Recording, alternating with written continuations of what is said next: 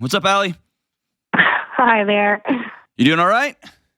Okay. Okay. Uh-oh. Okay, bring it on. What's up?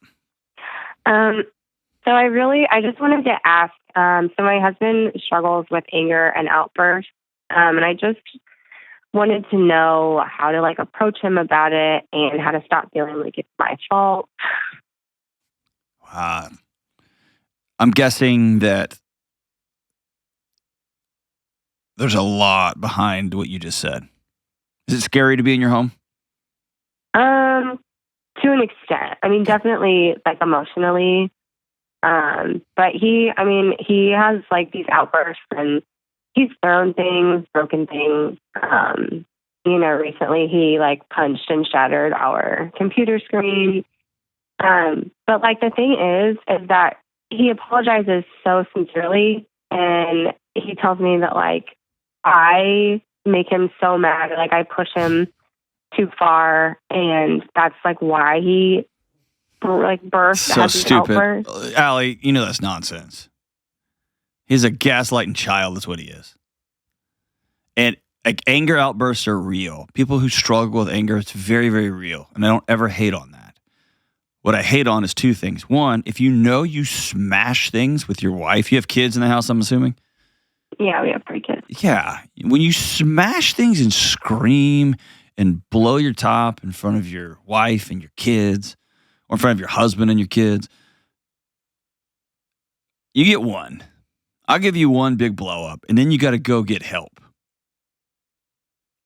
Right? You got to go get help. And if you don't, then you are choosing to, A, be miserable personally, but you're choosing to destroy the sanctity of your home with your anger and your rage. And like what you just said, you know who hits things? Kids. If you go look at little kids playing with blocks, you know this. One kid takes a block and the other kid just hits that kid because that's developmentally appropriate. They're children. Adults should not be smashing stuff. And by the way, Allie, I don't want to hurt your feelings. You don't have the power to make him that mad. That's a choice he makes. And then he's embarrassed and he looks at the first person he can dump that embarrassment onto and make them carry it because he can't carry it because he's a child. How long has he been acting like this? We've been married for 10 years, and it's happened off and on the whole time.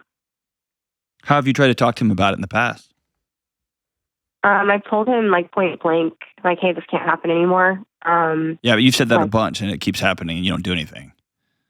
Yeah, we currently we are separated. Okay. I take that back. Good on you. What does separation look like for you right now? He is going to be out of the home. So he's not yet? Today is the very first day of true separation. Okay. Things kind of came to a head last night, and yeah. And so... Right, hold on, whoa, don't blow by that. Are you safe now? Yes. How did they come to a head last night? So he pretty much says because he has a history of walking out in the middle of a conversation. And he says it's because he needs time to cool off, which I respect that. But in the middle of a conversation, it feels to me like an escape. Mm-hmm. And especially if I'm trying very hard to keep my cool and just talk to him, have a conversation. But I also know I have been diagnosed with complex PTSD because of my abusive parents. Mm-hmm. And one of the things that my dad used to do was he would ignore me and walk right past me. Mm-hmm. And so I know that a lot of that is coming from me feeling abandoned and, Nope. And as a good complex PTSD survivor, you've also learned how to make every uncomfortable social interaction in the world your fault. Because that's how you stayed safe as a kid, right? Yeah. Yeah. This is not your fault. Yeah.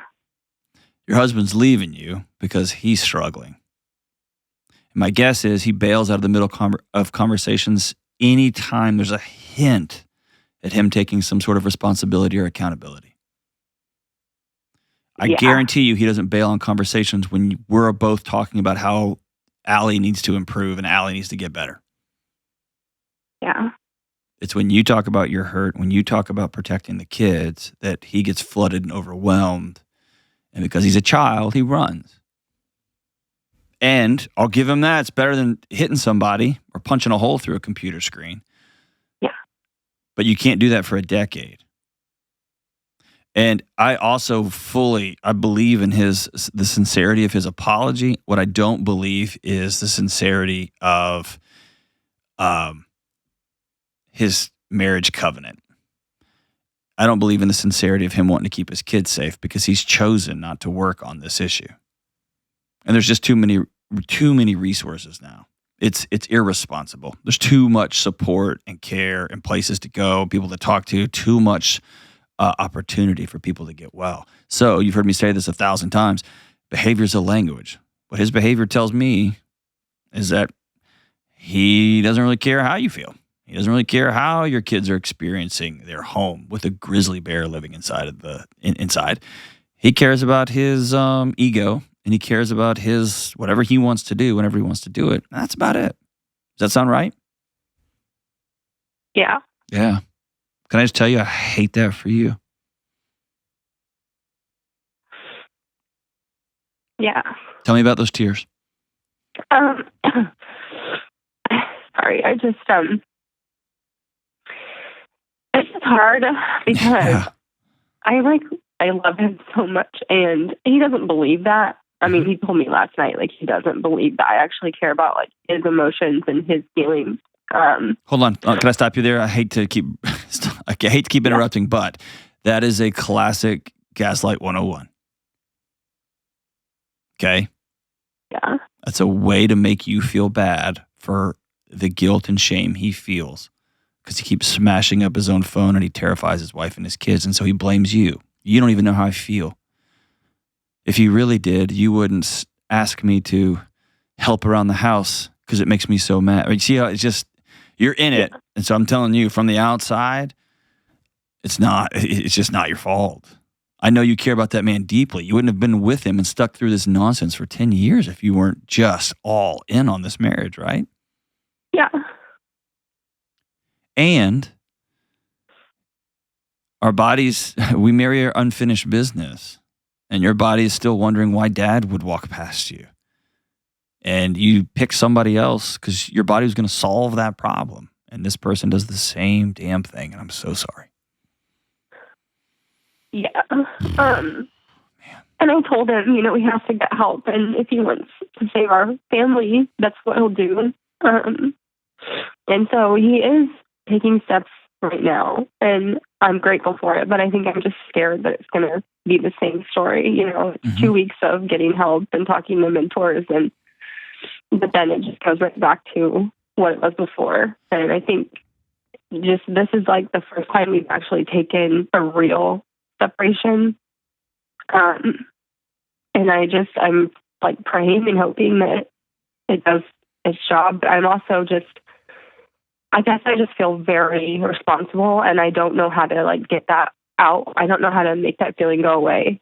Don't fight your feelings right now. Yeah. Okay. Mm-hmm. Pay close attention to your actions, but your feelings are going to be all over the place because you also swore to yourself you would never have a divorced household. Yeah.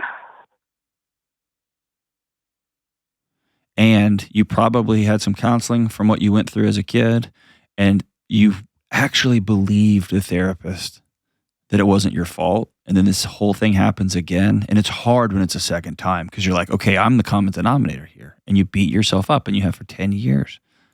Yeah. And so I'm just a dude on a podcast. I'm telling you, it's not your fault.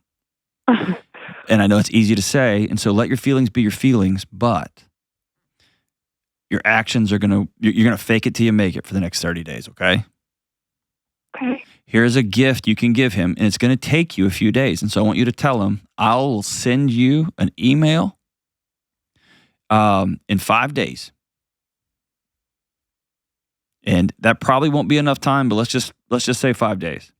I'm going to send you an email of what must be true for you to be welcome back in this home. He cannot just go talk to mentors.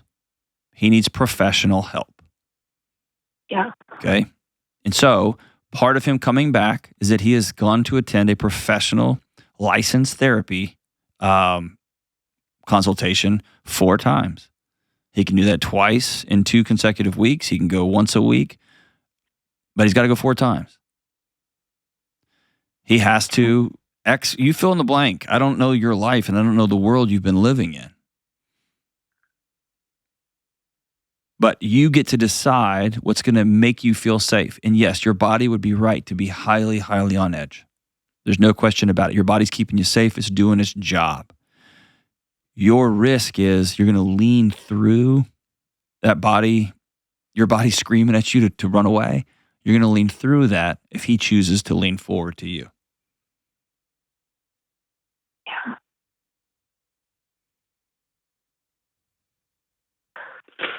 Most of the time when people are dealing with this level of anger that's been gone unhelped for this long, things get worse before they get better. Because there's a world of hurt underneath this anger, isn't there? Yeah, I think that he has a lot of childhood trauma to work through. Mm-hmm. And it kills me because I went to treatment for mine. And I learned so much, and I just see some of it in him, and it's heartbreaking. But I mean, sometimes, he just doesn't believe that he needs the help, and he says, like, I can handle it on my own, and he says that he's like, what are people going to help me with? Like, what are they going to help me with? They're just going to talk to me.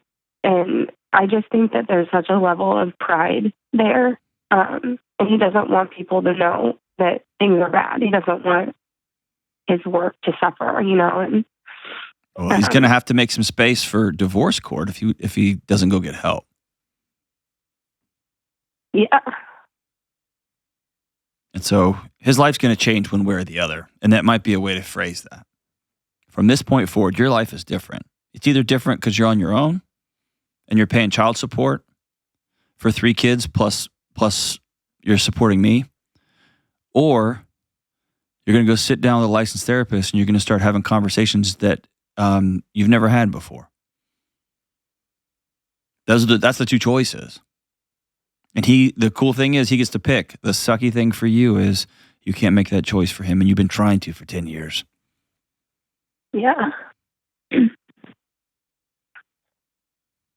Are you a good mom? I mean, I try to be. Allie, are you a good mom? Yeah, I'm a good mom. Okay. Are you a good wife?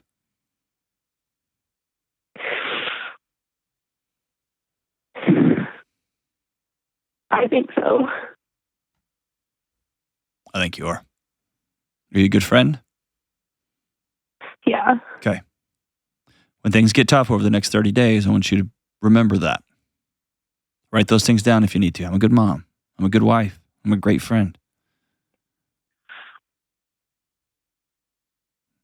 But I don't want you to cash out, because the worst thing that can happen here is he says, I've got everything cool, and you know in your guts they're not, but you let him back because you feel guilty about the separation, or he makes you feel bad about whatever, and there hasn't been any clarity. You will do this and this and this before this. Yeah. And the fact that you've put up with this for 10 years tells me he's pretty good at groveling, and he's pretty good at making you feel like this is kind of your fault, and if you'll just do these things, this won't happen again. And you go, okay, I'm going to do better this time. That sound right? Yeah. Yeah, that's over. You're a good wife. You're a good friend. You're a great mom. Him peeing on the floor and then rubbing your nose in it, those days are over. Cool? Yeah. Okay. Do you have a couple of friends that are your age, some women in your life that you can talk with and be completely honest with? Yes. Okay. I want you to reach out to them ASAP and make a small text list. Here's your homework assignments. Have a text list of 2 or 3 women that you trust, and call them and let them know we're doing a 30-day separation, and I need you to be on call for me for the next 30 days. I might text you and say I need you to come over. I might text you and say I just need to talk. I might text you with a question. Will you be my ride or die for the next 30 days? Honor a couple of your friends with that request. It'll be a gift to them. Okay? Okay. Your second homework assignment is, are you seeing somebody now? Like a therapist? Yep. Yes. Okay, good. I want you to go the next time you have your meeting, your next appointment with your therapist, I want you to walk in and I want you to say, I need to come up with my 30-day plan, my you will be welcome back in this home when plan. And the therapist might go, I don't know what you mean. Say, I need to help discerning what I need and what I want and what's going to help me feel safe before my husband comes back. What are the things I need him to be doing so that I'm okay with him coming back home? And they'll help you craft that plan. And they've been working with you for a long time, so I'm sure they've got a fuller picture of the story than I just got just now. Whew. Here's what's hard. You can't control his anger. Here's what's even harder. None of this has ever been your fault, and you've been carrying that for so long. You got to set that down. Here's what's even harder. He may walk away.